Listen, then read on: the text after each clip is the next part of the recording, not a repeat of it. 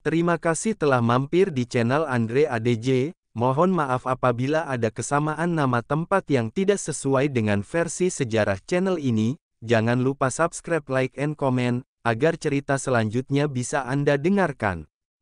Nabi Hud AS. Ad adalah nama bapa suatu suku yang hidup di Jazirah Arab di suatu tempat bernama Al-Ahqaf, terletak di utara Hadramaut antara Yaman dan Uman dan termasuk suku yang tertua sesudah kaum Nabi Nuh serta terkenal dengan kekuatan jasmani dalam bentuk tubuh-tubuh yang besar dan sasa.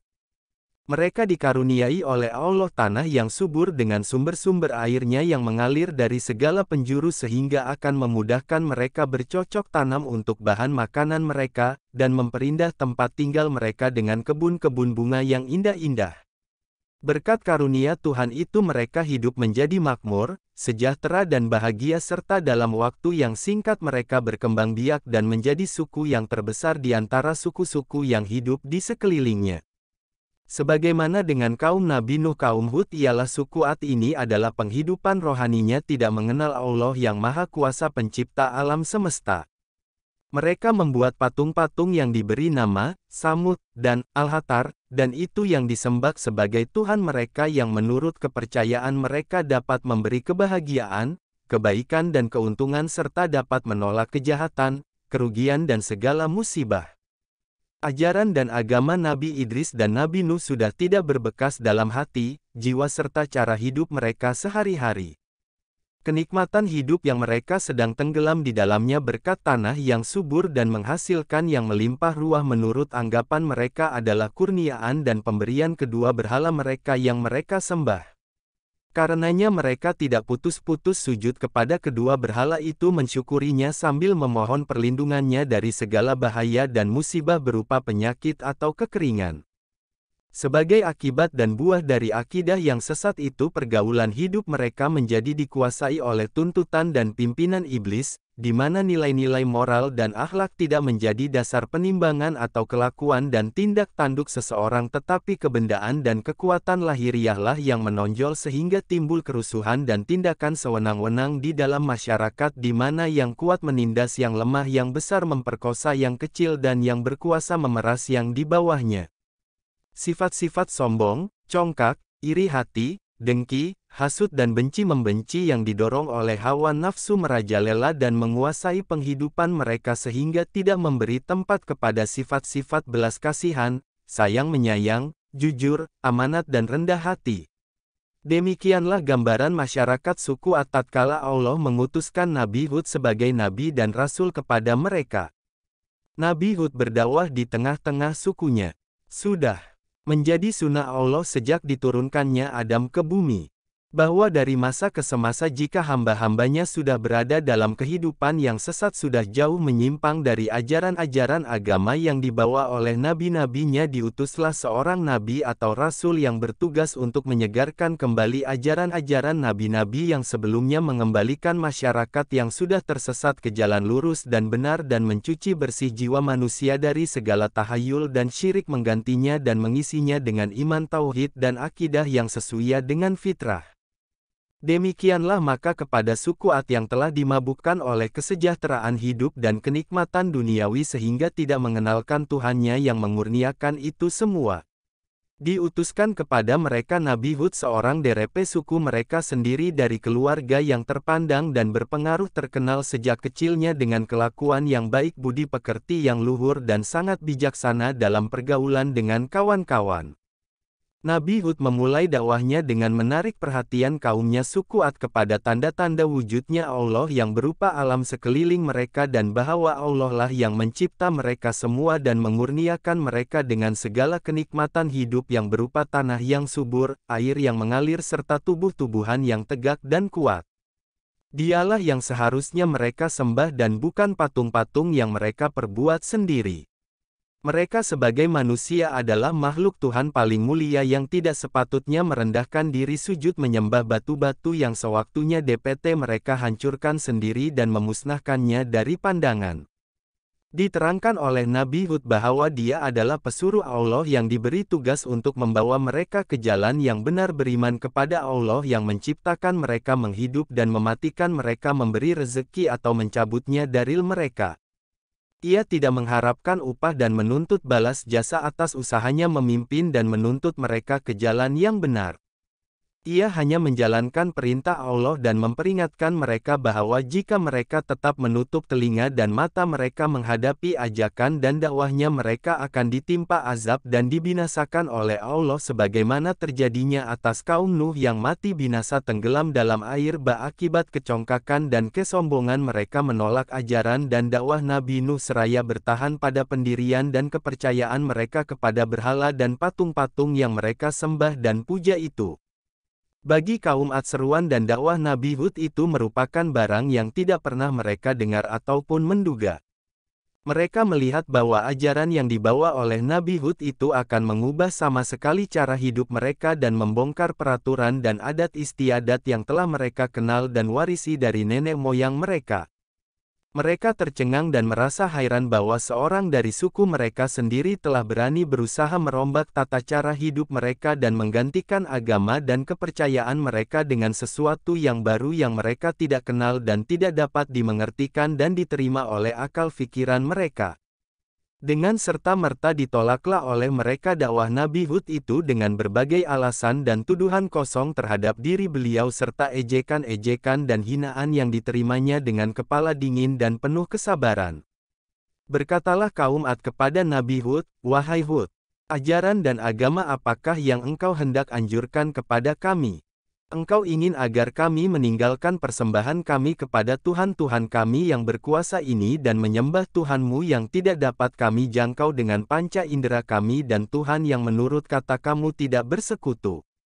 Cara persembahan yang kami lakukan ini ialah yang telah kami warisi dari nenek moyang kami dan tidak sesekali kami tidak akan meninggalkannya, bahkan sebaliknya engkaulah yang seharusnya kembali kepada aturan nenek moyangmu dan JGN mencederai kepercayaan dan agama mereka dengan membawa suatu agama baru yang tidak kenal oleh mereka dan tentu tidak akan direstuinya."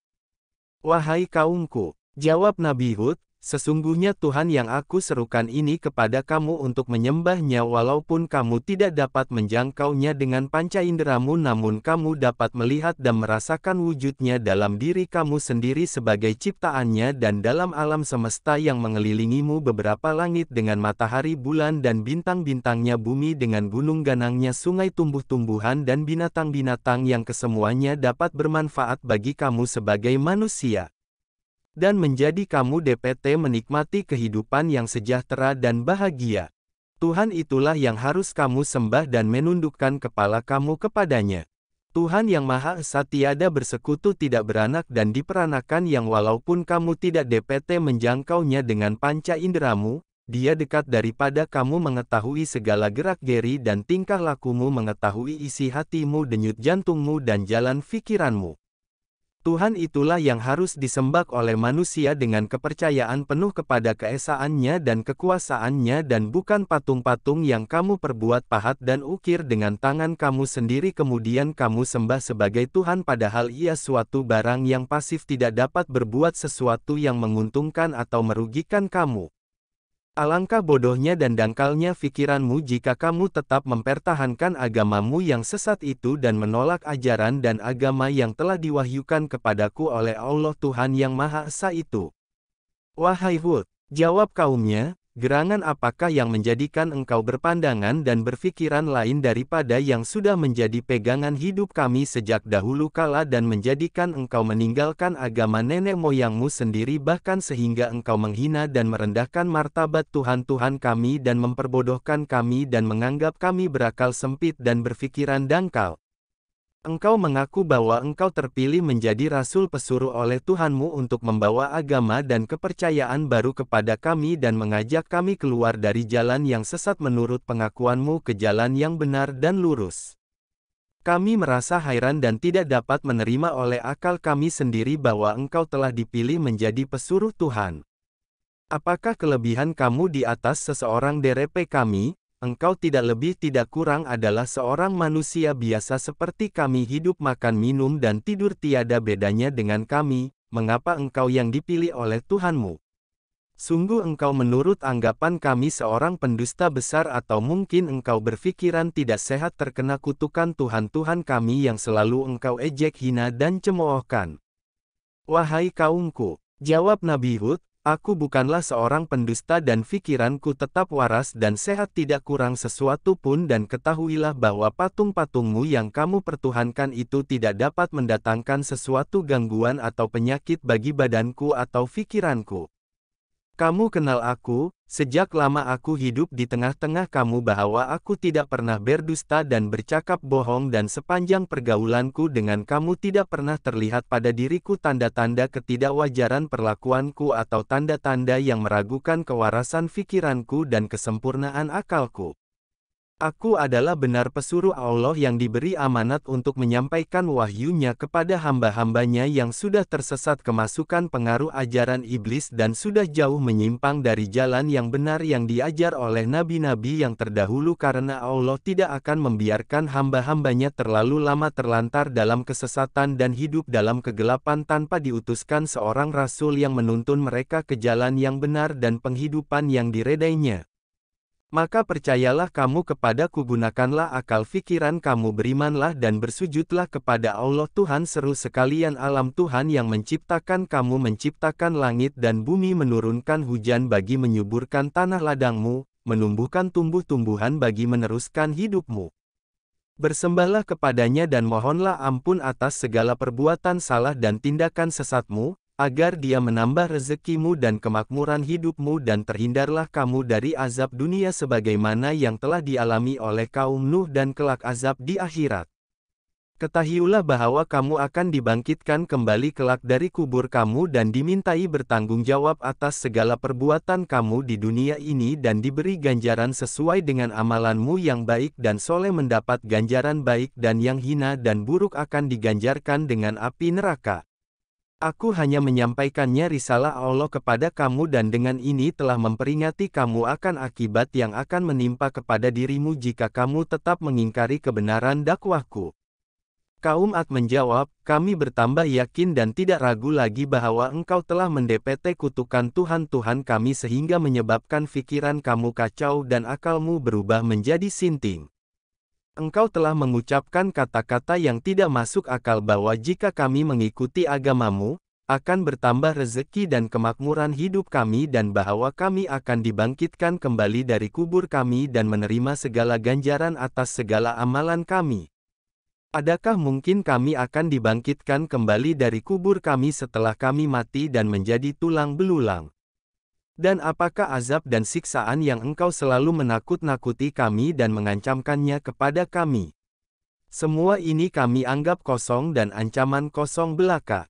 Ketahuilah bahwa kami tidak akan menyerah kepadamu dan mengikuti ajaranmu karena bayangan azab dan seksa yang engkau bayang-bayangkannya kepada kami, bahkan kami menentang kepadamu, datangkanlah apa yang engkau janjikan dan ancamkan itu jika engkau betul-betul benar dalam kata-katamu dan bukan seorang pendusta.